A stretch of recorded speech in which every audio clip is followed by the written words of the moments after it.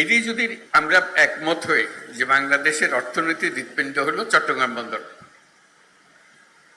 তাহলে ওটার যে সাইজের বন্দর আছে, যে সাইজের হৃৎপিণ্ড আছে, ওই সাইজে চলবে না।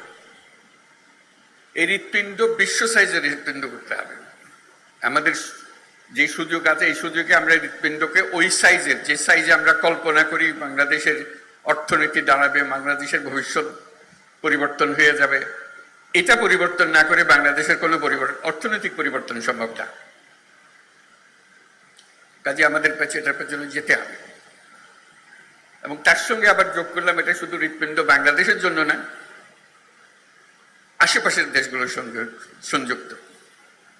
যে কারণে নেপালের কথা বললাম, ভুটানের কথা বললাম, সেভেন সিস্টার্সের কথা বললাম, সবার জন্য হৃৎপিণ্ড একটাই।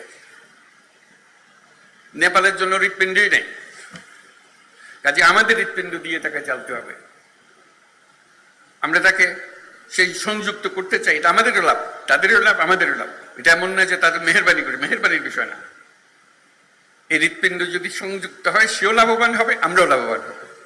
ভুটান যদি এটার সঙ্গে সংযুক্ত হয়, সেও লাভবান হবে, আমরাও লাভবান হব।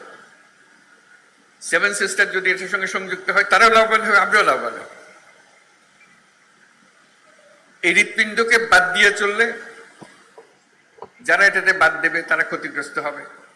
রক্ত সঞ্চালন হবে না সেখানে, অর্থনৈতিক সঞ্চালন হবে না সেখানে। মাঝে মাঝে প্রশ্ন শুনি যে বিদেশিকে দিয়ে দেওয়া হচ্ছে।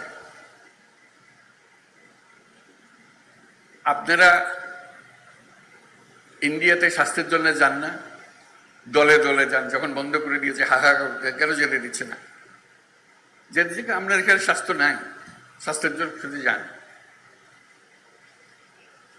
কাগজ উল্টালে দেখা যায় নেতারা সিঙ্গাপুরের চিকিৎসার জন্য যাচ্ছে, ব্যাংককে চিকিৎসার জন্য যাচ্ছে, কিন্তু বন্দর না, না এখানে আর কেউ আসতে পারবে না। ভাই আমাদের চিকিৎসা দরকার, তো এই হৃৎপিণ্ডের চিকিৎসার দরকার। কাল বিদেশি ডাক্তার আনতে হবে, তো উপায় নাই আমাদের।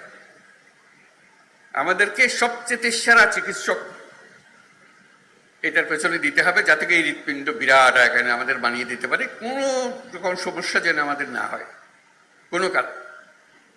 এই হৃৎপিণ্ড ক্রমাগত মজবুত হবে, ক্রমাগত শক্তিশালী হবে, ক্রমাগত বৃহত্তর হবে।